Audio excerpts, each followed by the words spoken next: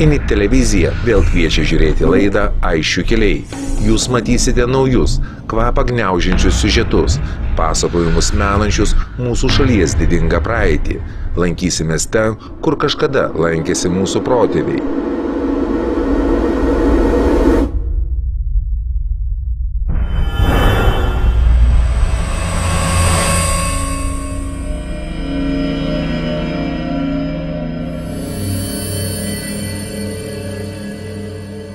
Aiškinsimės, iš kur mes atsiradome, tokie kokie esame šiandieną, rodysime, kas primena mūsų neįkainojamą kultūrą ir atrasime, kokie mes nepaprasti esame pasaulyje.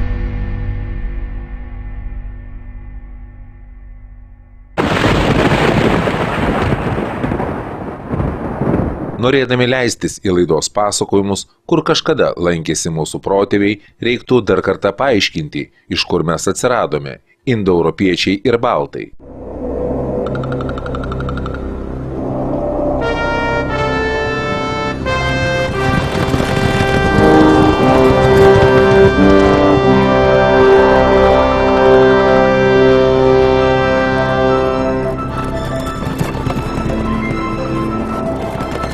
Taip visada. Dideli atradimai žadina didelės viltis. Turtinga pradžia atrodė nuves įdomiausių tyrinėjimų keliais. Bet žmogus svajoja, o gyvenimas savaip taiso. Pirmą kartą Vėluikių plokštinį kapinyną pamačiau 1973 metais, kai su archeologu Mykolu Černiausku mes tikrinome Tauragės rajono archeologijos paminklus. Kartu su inspektoriumi Edmundu Mažrimu mes jį suradome, apmatavome, aprašėme ir palikome. Ir tikrai nesitikėjau, kad aš čia sugrįšiu praėjus 33 metų, kad sugrįšiu per vėlai, kad tas archeologo kastuvas, kurį įbesiu, jau pernelyg pavėluotas, kad kapinyną bus nusinešusi ant čia. Vėluikių kapinynas yra vaizdingoje ir praeitimi garsioje vietoje – Karšuvos krašte. Netoliese Sraunios Ančios ir Suvirkštės upelio santakoje dunkso du Ivangėnų Karšuvos piliakalniai, o žemiau jų Ančios tekmės skalauja aukštą krantą, kurį prieš 1500 metų žmonės paskyrė mirusiesiems. Piliakalnių kaiminystė tarsi sakytų, kad kapinyną įrengė piliakalnių gyventojai. Gal ir taip, tačiau jų niekas netyrė ir piliakalnių pradžios bei pabaigos laiko niekas nežino. Žmonės kapinyną atrado iš naujo, kai ant čia pakeitė savo vagą. Vanduo graužė aukštą pietinį Iškyšulio krantą ir iš jo pasipylė žmonių griaučiai, senoviniai papuošalai bei ginklai. Vėluikių vienkiemyje gimęs Juozas Klimašauskas prisimena, kad tarp 1961 ir 1963 metų kalvą kasinėjo kažkokie iš Kauno atvykę žmonės. Vytauto Didžiojo karo muziejaus archeologai čia netyrinėjo, tačiau fonduose yra 1963 metais iš Vėluikių kapinyno kilusių daiktų. Liko neužfiksuota, kas ir kokiomis aplinkybėmis juos rado, kas juos į muziejų atnešė. Pasakojama, kad dar anksčiau radiniai iš Vėluikių pateko į Bijotų baublio muziejų. Juozas Klimašauskas samprotauja, kad Bijotuose atsidūrę radiniai paskatino atvykti kauniškius. Bet, kaip sako archeologė Kristina Rickevičiūtė, archeologijos profesionalų iš Kauno tais metais čia nebūta. Jau gerokai vėliau 2004-aisiais studentiškos praktikos metu Skaudvilės seniūnijoje buvo pademonstruoti Vėluikių Ančios pakrantėje rasti žalvariniai daiktai – lankinė segė, antkaklė kūginiais galais ir juostinė apyrankė. Jie gali būti datuojami nuo 3 iki 6 amžiaus po Kristaus. 2006 m. rugsėjo 11 dieną pradėjau tyrinėjimus su savo istorijos studentais Orendijumi, Andriumi, Antoni ir Donatu. Tikėjausi, kad aš susidursiu su senojo geležies amžiaus antrosios pusės plokštinių kapinynu, bet tiesa pasirodė visiškai kitokia. Pasirodė, kad mes susidūrėme su pačiu ryčiausiu Skalvių arealo paminklu, kuris datuojamas maždaug 4 amžiaus pabaiga ir 5 amžiaus pirmąją pusę.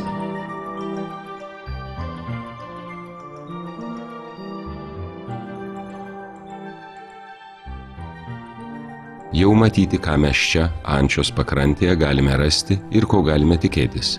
Per visą kapinyno plotį ties Ančios krantu suplanavome vieną didelę 50 metrų ilgio ir 3 metrų pločio perkasą.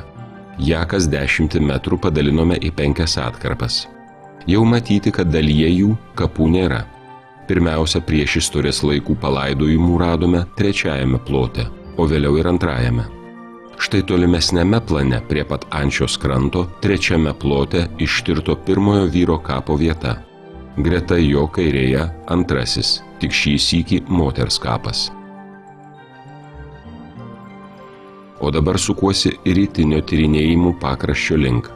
Ten darbuojasi Orendijus Sabaliauskas. Jis tyrė dėmę, kurioje tikėjomės rasti kapą, bet, kaip sako mano jaunasis kolega, nieko čia nėra, nieko čia nebus, čia žvyras. Duobė iš tiesų kažkas ir kažkada kasė, bet į kapo duobę nieko panašaus nėra. Ten toliau už Orendijaus kiti mūsų tyrinėtojai – Antoni, Andrius ir Donatas, dirbantys Kalvos šlaite esančiame 4 plote. Ir ten nieko panašaus į kapus nėra. Jaunuoliai vietomis ir metro gylį pasiekia, tačiau vien žvyras ir žvyras su ledynmečio suneštais akmenimis. Dar toliau už mano studentų Kalvos pagrindo horizonte yra 5 plotas. Velėnos jau nėra, šiandieną mėginsime nuimti per vieną kastuvą, kad įsitikintumėme, jog ir čia jokių kapų nėra.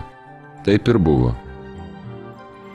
Sraunios Ančios greunamąją jėgą patyrėme tyrinėdami pirmąjį Vėluikių kapą. Jo teliko pusė. Tarsi peiliu nurėžus, į Ančią nugarmėjo mirusiojo palaikai nuo dubens iki pėdos kaulų, tačiau Vėluikių kapai tapo apčiuopiama realybė.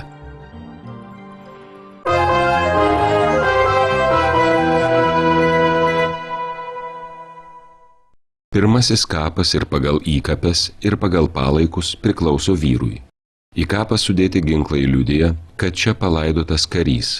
Galvūgalyje, kairėje jo pusėje matyti ietigalis, o po jo apačia kovos peilis.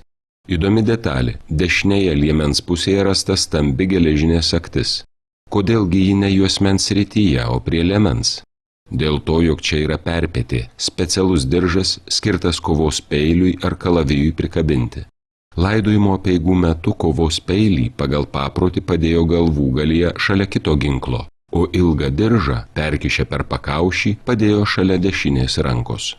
Ankstyvųjų 3 amžiaus vidurio ir 2 pusės perpečių kaip tik rasta Nemuno žemupio kapuose. Pirmosios buvo rastos 1981 metais Šaukenuose, kurie yra aukščiau Tauragės Pagramančio link. Kokių nors kaklo papuošalų kol kas nematyti, tačiau prie pat smakro, kairėje pusėje, yra padėta žalvarinė lankinė žieduotoji segė. Jinai ganėtinai stambi, bet žiedai dar neįsivystė ir, kaip mes sakome, neperaugė į masyvius žiedus, kurie būdingi 6 amžiaus žieduotosioms segėms. Greičiausiai čia turėtų būti 3 amžiaus vidurio 2 pusės segė. Ant kairiosios rankos yra žalvarinė pusiau apskrito pjūvio apyrankė. Jis smuktelėjusi nuo riešo alkūnkaulio link.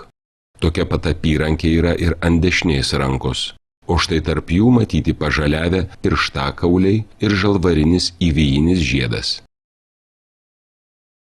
Tokios kol kas matomos yra šiam vyrui skirtos įkapės. Apie kūno pozą. Ji, galima sakyti, yra būdinga geležies amžiaus palaidojimams.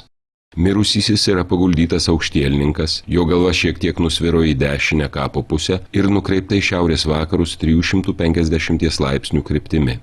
Kojos, kurių neliko greičiausiai buvo ištiestos, bet štai rankų poza, kaip visada, mįslė.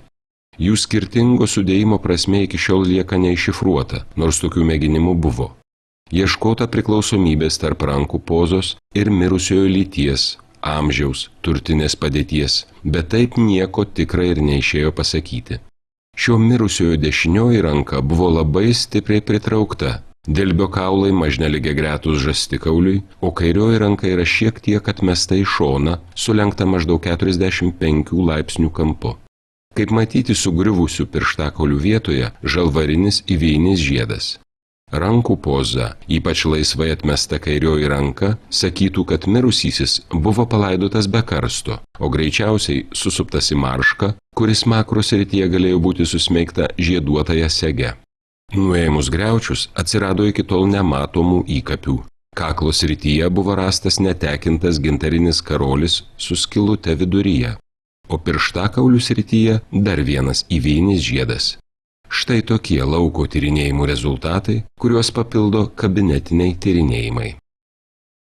Taip, Vėluikių kapas numeris 1. Štai aš savo rankose turiu jo puikiai išlikusią kaukolę. Tai jauno žmogaus, jaunuolio 18-20 metų amžiaus žmogus, dar neišdygę ir krūminiai dantys ir kitų tokių jauno amžiaus požymių yra. Dėl lyties mes truputį diskutavome, aš su tam tikrą abejonę jį visgi laikyčiau vyru, nes ryškūs antakių lankai, žandikaulio bruožai tam tikri, gana ryškios peninės ataugos, tačiau dėl lyties reikėtų spręsti be abejo kartu su archeologais, kompleksiškai taip pat ir įvertinus įkapes. Tegul neapsigauna mūsų žiūrovas dėl nedidelio šio kario amžiaus. Turint omenyje, kad pilnametystė tais laikais ateidavo anksti, apie 13 ar 14 gyvenimo metus, šis jaunuolis mirties dieną jau buvo patyręs karys. Pirmasis žvilgsnis į kapo radinius nekėlė abejonių, kad jie yra iš senojo geležies amžiaus antrosios pusės. Tai patvirtino ir specialūs leidiniai. Profesionalią radinių apžvalgą paliksime moksliniam straipsniui ir paliesime tik tai, kas leidžia nustatyti kario palaidojimo laiką. Pirmasis žvilgsnis pasitikrinus literatūroje nenuvylė. Žieduotoji segė priklauso ankstyviausiai pirmajai grupiai, jos pasirodo apie 220 metus po Kristaus. Ypač mėgtos tarp 250 ir 350 metų, o vėlesniuose paminkluose jų retai bepasitaiko. 7 grupės juostinės apyrankės priešistorės paminkluose pasirodė apie 120 metus, o labai plačiai paplito nuo 220 metų. Jomis baltai puošėsi visą senojo geležies amžiaus antrąją pusę ir net vidurinio geležies amžiaus pradžioje. Taip pat pasirodė apie 70 metus buvo naudojami įvijiniai žiedai. Dar neseniai buvo manyta, kad ietigaliai su lauro lapų formos plunksna pasirodė tik apie 4 amžių. Tačiau paskutiniai tyrimai įtikina, jog jais naudojosi jau bent 3 amžiaus vidurio gyventojai. Kovos peilių pasirodymo laiką tenka nukelti į 2 amžiaus pabaigą, maždaug į 180 metus. Tai kadagi buvo palaidotas šis karys? Kaip nustatyti tą laiką? Nors gerai datuojamų dirbinių rasta pakankamai, bet dėl ilgo jų naudojimo, kaip tai gerai matyti iliustracijoje, nėra paprasta surasti tą, kuris būtų tikrasis laiko rodiklis. Čia pasitarnaus mūsų segė. Ja apie 4 amžiaus pabaigą ima keisti nauja atmaina. Ankstesnis formos segės nustota daryti. Tad įtikimiausia, kad šis karys buvo palaidotas kaip tik 4 amžiaus pabaigoje arba 5 amžiaus pradžioje. Savo laidose mes pasakosime apie žymiausius Lietuvos mūšius, prisimindami kovas su kryžiuočiais bei kitas laisvės kovas, o taip pat dar kartą pažvelgsime į Lietuvos didžiąją kunigaikštystę Ukrainoje. Pereito metų pabaigoje, šių metų pradžioje mes rodėme atskiras laidas. Didžiosios Lietuvos mįslės, Lietuvos didžiosios kunigaikštystės paveldas Ukraina. Štai fragmentai iš jų, o tuo tarpu prisiminkime. Apie Gediminaičių dinastiją ir Ukrainos užvaldymą štai ką galima pasakyti. Kaip manoma, švarną išvijo kunigaikštis Traidenis, kuris kovodamas su Haličio Volynę galutinai pajungė Juodąją Rusę. Netrukus po Traidenio pradeda kilti dinastija, kuri bus pavadinta ne pirmojo Lietuvos didžiosios kunigaikštystės valdovo vardu. Plačiau Europoje žinias apie save paskleidė Lietuvos didysis kunigaikštis Gediminas, valdė 1316–1341 metais. Jis, kaip ir jo pirmtakai, po Mindaugo bei šio sostą paveldėję sūnus Algirdas ir Kęstutis, buvo pagonis. Kartu Lietuvos didžioji kunigaikštystė buvo vienintelė pagonių valdovų valdoma Europos valstybė. Taip susiklostė dėl to, kad Lietuvos didžioji kunigaikštystė susikūrė kryžiaus karų laikotarpiu. kai vakarai nepripažino pagonims teisės į savarankišką krikštą, nors 14 amžiuje beveik visi Lietuvos valdovai vedė dėrybas dėl krikšto, tačiau jos baigdavosi nesėkme, nes paaiškėdavo, kad krikštas nesustabdys vokiečių ordino agresijos, kuri iki 13 amžiaus pabaigos jau pasiekė Nemuną. Todėl ir toliau Lietuva plėtėsi į senosios Rusijos erdvę. Aišku, kad 14 amžiuje lietuvių kunigaikščiai iš Gedimino dinastijos užvaldė Ukrainą. Tiesa, iki šiol nesutarėme, ar Gediminas dar 1322 metais užėmė Kijevą, ar tai vyko jau vėliau. Žinoma, kad nuo 1340 metų Gedimino sūnus Liubartas valdė Haličo Volynę, vėliau Haličas atiteko Lenkijai, o 1363 metais įveikęs Aukso ordą prie Mėlynųjų vandenų Lietuvos didysis kunigaikštis Algirdas, kuris valdė 1345–1377 metais, užėmė ar įtvirtino savo valdžią Kijeve. Valdė Algirdo sūnus Vladimiras, Černigove Severo žemėje Algirdo sūnus Kaributas ir Padolėje Algirdo brolio Karijoto sūnus. Vis dėlto, per visą 14 amžių atskirose kunigaikštijose tebuvo mongolų baskakai ir tebebuvo mokamas jerlykas, nors Lietuva prisijungė nemažai senrusių žemių ir Gediminas ir Algirdas už teisę jas valdyti turėjo nuolat mokėti duoklę Aukso ordai. Taigi kartais ir kalbama apie Lietuvos didžiosios kunigaikštystės ir Aukso ordos bendrą Ukrainos žemių valdymą, nors nepaisant to moksle gyva dvivaldybės sąvoka, kuria apibūdinamos regioninę reikšmę įgyjančios valstybės. Kaip tik tokia Algirdo laikais tapo Lietuvos didžioji kunigaikštystė, virtusi reikšminga jėga visai vidurio ir rytų Europai. Laidos pabaigai pradėsime ir pasakojimą apie šios vasaros mūsų ekspediciją į Lietuvos didžiąją kunigaikštystę Ukrainoje. Leisimės į kelionę nuo Vilniaus aušros vartų iki Kijevo vartų.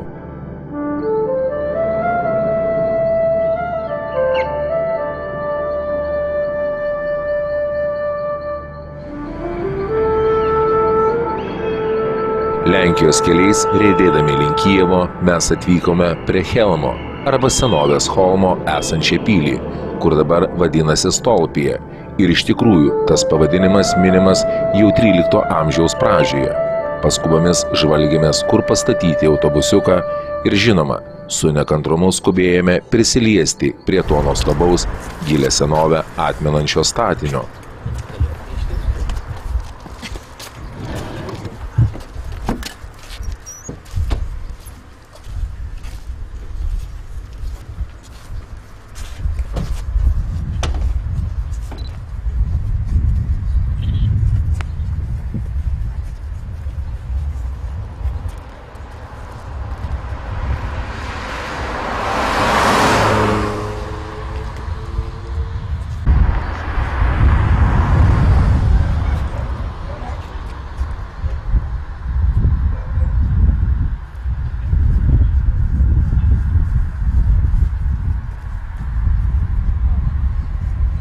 Pavadinimo priežastis stovi štai čia, tas bokštas, kuris senovės Rusijos šaltiniuose buvo vadinamas stulpu, stolp. Tai ir vietovė, kurioje jis pastatytas, o jis turėjo būti medinėje pilyje, mūrinis bokštas. Štai čia yra toks kalnelis, ant kurio mes dabar čia stovime. Čia stovėjo kažkokie mediniai tvirtinimai. O šitas bokštas 13 amžiaus antroje pusėje buvo pastatytas iš mūro. Matyt, jeigu jau 13 amžiaus pradžioje jis minimas, tai galbūt anksčiau čia stovėjo jo medinis pirmtakas irgi panašios formos, vadinamas stulpu. Na, iš tikrųjų, šitą pilaitę turėjo saugoti prieigas prie pagrindinio centro Holmo, kurį 13 amžiuje Volynės karalius, Rusijos karalius, karūnuotas beje tais pačiais metais kaip Mindaugas popiežiaus leidimu, 1253 metais, norėjo sustiprinti kaip pagrindinį savo valdų centrą, savo valdomos Volynės centrą. Iš tikrųjų, šitas bokštas buvo ne vienintelis. Iš kitos Holmo pusės buvo pastatytas dar vienas bokštas Belavino vietovėje. Jis Antro pasaulinio karo metu buvo susprogdintas ir dabar liko tik tai menki likučiai. Taip pat toks pat bokštas stovėjo pačiame Holme arba Helme dabartinėme. Bet jo vieta netgi sunkiai archeologiškai atsekama, jis neišliko. O šitas išliko labai gerai, stebėtinai gerai. Iš tikrųjų yra tik tai vienas dar Baltarusijos kaimenėse stovintis panašus bokštas, tik tai jis yra apvalios formos. Taigi mes čia dabar žygiuojame Gedimino iš esmės keliu. Gediminas iš pat pradžių, apie 1321 tarkim metus, dėl datos tikslios yra įvairių nuomonių, nukariavo Volynę. Na ir čia, aišku, ne visai nukariavo, dar neprijungė prie Lietuvos, bet jau įvedinėjo savo tvarką. Tai štai jis turėjo pasiekti tą vieną iš svarbiausių Volynės centrų tuometinių, Holmą. Ir galimas dalykas, kad net buvo šitam bokšte. Paskui kitais metais jis surengė žygį į Kijevą. Taigi mes siekiame eiti Gedimino keliu ir lankome dabar čia Lenkijos teritoriją dabartinė esanti prie Holmo prieigose šitą unikalų 13 amžiaus bokštą. Lietuviai šitą bokštą ir šitas vietovės Holmo kunigaikštystę valdė maždaug nuo 1340 metų, ne iš karto po Gedimino žygio jis buvo užvaldytas lietuvių kunigaikščių, buvo įvairių ten ginčų, kas turi paveldėti tą kunigaikštystę. Taigi 1340 metais Liubartas užvaldo visą Volynę ir šitoj Volynės dalyje pasodinamas Liubarto sūnėnas, Gedimino anūkas Jurgis Narimantaitis, būtent jis buvo Holmo kunigaikštis priklausomas nuo Liubarto. Na ir lietuvių rankose jį išbuvo su tam tikromis pertraukomis iki 1377 metų, kai Lenkijos ir Vengrijos karalius Liudvikas Didysis šitą sritį užėmė ir Jurgį Narimantaitį pašalino iš jos galutinai. Taigi, iš esmės mes čia kaip Lietuvos tokia delegacija galim jaustis beveik kaip namie, iš tikrųjų tą pilį lietuviai valdė. Jeigu pažiūrėtume į vidų, tai matytume, kad čia tik tai šiferis yra toks kvadratinis bokštas, o viduje jis išmūrytas apvaliai. Štai jeigu čia tokie varteliai įrengti ir matom, dabar aišku nėra perdengimų, matome, kad jis sumūrytas apvaliai. Baltarusijoje, kaip minėjau, kamenicė, tai jis yra ir iš vidaus, ir iš išorės apvalus. Iš tikrųjų, tokie bokštai vadinami Volynės tipo bokštais ir jų sveiki išliko tik tai tie du, bet anksčiau buvo daugiau ir, tarkim, ir Čertoriskė buvo lygiai tokia pat tipo bokštas, apvalus turbūt. Jo liko tik tai pamatai, archeologiškai jie fiksuojami. Mes galbūt į tą Čertoriską gal ir dar ir užsuksim. Iš tikrųjų, tokios koncentracijos tos Volynės tipo bokštų kaip prie Holmo arba Helmo dabartinė, tai niekur kitur nėra. Jų iš viso apie 10 galime suskaičiuoti, čia priklausomai nuo to, kai kurie yra hipotetiniai truputį, nes neaišku, ar jie ten stovėjo, ar ten kokia nors vėlesnės pilies dalis, bet apie 10, 3 yra būtent šitose Holmo apylinkėse. Tai vienas pačiam Holme, kuris neišliko, vienas puikiai išlikęs ir kitas iki Antrojo pasaulinio karo irgi buvo neblogai išlikęs. Nuotraukose galime pamatyti. Belavino bokštas. Tai štai, čia yra unikalus paminklas. Rusijoje iš mūro pilių nebuvo statoma faktiškai. Šitoje vietoje, Volynėj, pirmoji Rusijos žemė, kuri, matyti, gal dėl Lenkijos įtakos ar ką, pradėjo statyti bent dalį pilies mūrinė. Tai yra tokius Volynės tipo bokštus. Medinė pilyje vienas mūrinis bokštas. O jau ištisinės mūrinės pilis pradėjo Volynės žemėje statyti tik lietuviai. Tai štai šitą paveldą lietuviai rado. Na, pavyzdžiui, tas Baltarusijos kamenicas, kur irgi yra panašaus tipo bokštas, jį buvo labai mėgiama Vytauto pilis. Iš rašytinių šaltinių žinoma, kad priiminėja pasiuntinybės iš kitų kraštų, iš Pskovo ir panašiai. Tai matyt, kad ir šitą bokštą Jurgis Narimantaitis, galbūt Liubartas, galbūt ir Gediminas vienaip ar kitaip irgi panaudojo. Tik tai mes nežinom ten konkrečių įvykių susijusių su šitą bokštą. Bet kadangi buvo jų valdose, tai turėjo išnaudoti. Na, o čia matome tas medinės pilies pylimas. Na, kalnelis, ant kurios jis stovėjo. Nedidelis, pilaitė matyti nedidelė, bet stiprinės toks bokštas, galingas iš mūro sumūrytas. Tai Holmas iš tikrųjų nuo Danilo laikų yra išskirtinė vieta Volynėje.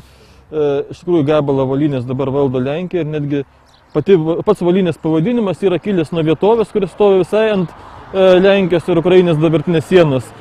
Tas piliakalnis, kuris buvo vadinamas Volynė, yra dabartinės Lenkijos pusėje. Taigi Lenkija šiek tiek užgriebė šitos buvusios Volynės paveldą.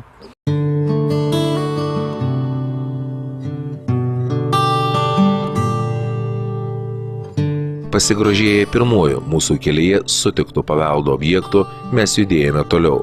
Atstumas iki sienos tarp Lenkijos ir Ukrainos buvo nedidelis ir tarytum sulėtintam kine slinko nuostabūs pakelės vaizdai. Mes jautėme, kad pasienis mums gali suteikti staigmeną ir eilėje gali tekti praleisti ne vieną valandą. Artėjant link posto jau pastebėjome ilgą krovininių automobilių eilę, tačiau vylėmės, kad gal lengvųjų bus mažiau. Tačiau visgi teko susidurti su karčia realybė, kuri mums nieko gero nežadėjo. Teko imtis įvairių gudrybių, tačiau bjauriausia buvo tai, kad jei sutarėm su pasieniečiais, jog mus praleistų greičiau per pasienio punktą, tai tarytum neveikiama užduotis iškylo, kaip pasiekti punktą pro ištisą automobilių virtinę. Tuo savo šią laidą ir baigsime.